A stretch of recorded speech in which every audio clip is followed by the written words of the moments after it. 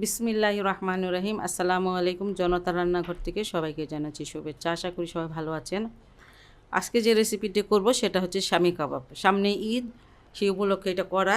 যাই হোক, এখানে আমি একটা প্যান নিয়ে নিয়েছি, আর এখানে 400 থেকে 500 গ্রাম আছে গরুর গোশত। সেটা এমন করে করে কেটে নিয়েছি, একটু বড় করেই সেটা দিয়ে দিচ্ছি। ভালো করে ধুয়ে নিয়েছি।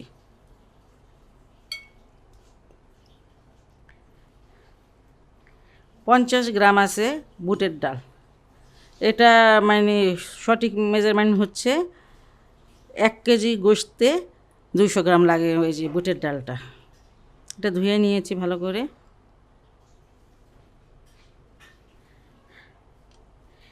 এখানে আস্ত ধনিয়ার মানে আছে 1 চামচ, যে জিরাটা আছে 1 চামচ, এখানে একটা রসুন 2 চামচ হবে হয়তো বা। এই যে 1.5 ইঞ্চি একটা আদা কেটে নিয়েছি, 2টা দারুচিনি, 4টা এলাচ দানা, ছোট্ট একটা তেজপাতা, আর 5টা হচ্ছে শুকনো মরিচ। লবণ দিয়ে দিচ্ছি স্বাদ মতন।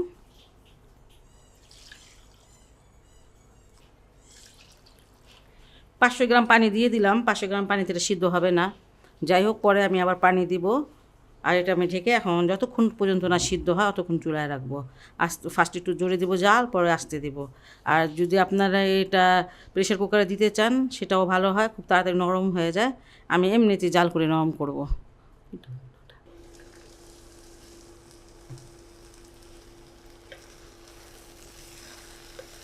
দেখেন একদম মানে আমি এমনভাবে সিদ্ধ করেছি, সব গলে গেছে, ডালগুলো পর্যন্ত গলে গেছে। ডাল কিন্তু আমি আগে ভিজিয়ে রাখিনি, তারপরেও ভালো করে সিদ্ধ করে নিলে সব কিছুই গলে যায়।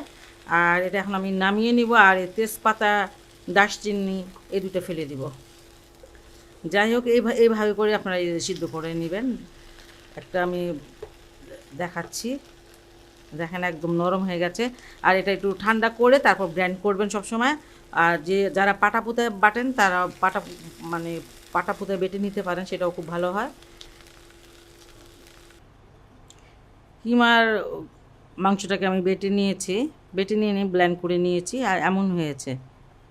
আপনারা খুব মিহি করে করতে পারেন, আমার অত মিহি ভালো লাগে না। যাই হোক, আর এখানে আমি পেঁয়াজ নিয়ে নিয়েছি আধা কাপ, এটাকে আমি একটু সটে করে নিয়েছি। তাতে হয় কি, এই যে এইভাবে তেল সামান্য 1 ফোঁটা দিলে দিবেন, না দিলে না দেবেন। এইভাবে একটু ভেজে নিলে হয় কি, এই যে কাবাবগুলো অনেকক্ষণ ভালো থাকে। না হলে কাঁচা পেঁয়াজটা দিলে গন্ধ হয়ে যায়, এই জন্য এটা দেওয়া। আর এটা একটা ভাজা ঘ্রাণ ভালোই লাগে খেতে। এখানে 5টা কাঁচা মরিচ দিয়ে দিয়েছে, আর কিছুটা পুদিনা পাতা দিলাম। কাবাবে তো অবশ্যই পুদিনা পাতা দেওয়া লাগে।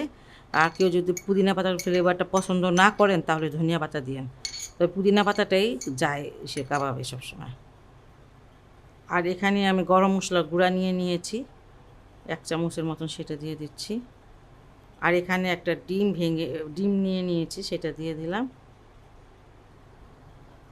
সব কিছু একসাথে মেখে নেব।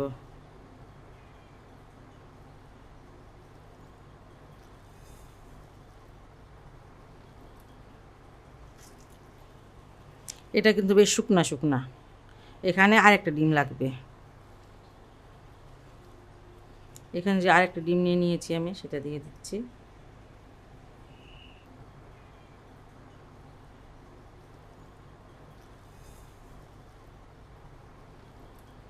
এখানে কিন্তু আমি লবণ দিই নাই, সিদ্ধ করার সময় দিয়েছিলাম।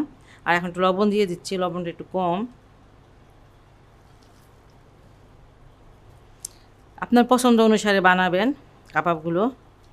অনেক বেশি বড় করার দরকার নেই, একদম ছোটো করার দরকার নেই। ছোটো ছোটো একসময় আমরা খেতাম, মা বানাতো, টিকিয়া কাবাব বলতো সেটাকে।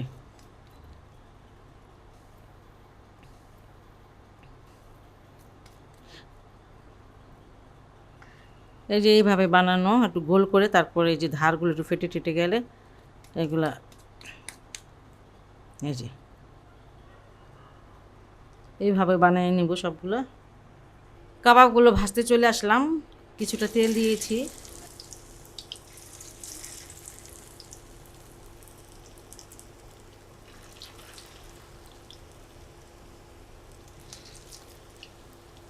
এক সাইড 2 মিনিট ভেজে নিলাম, আর এখন উল্টিয়ে দিচ্ছি। মাশাআল্লাহ, কালারটা সুন্দর হয়েছে।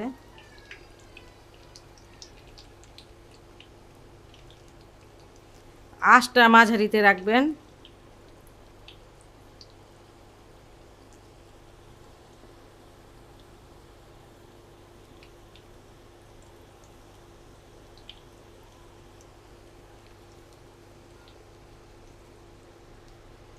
কাবাবগুলো উল্টে পাল্টে 4 থেকে 5 মিনিট ভেজে নেবেন। আপনাদের পছন্দের মতন কালার হলে পরে নামিয়ে ফেলবেন।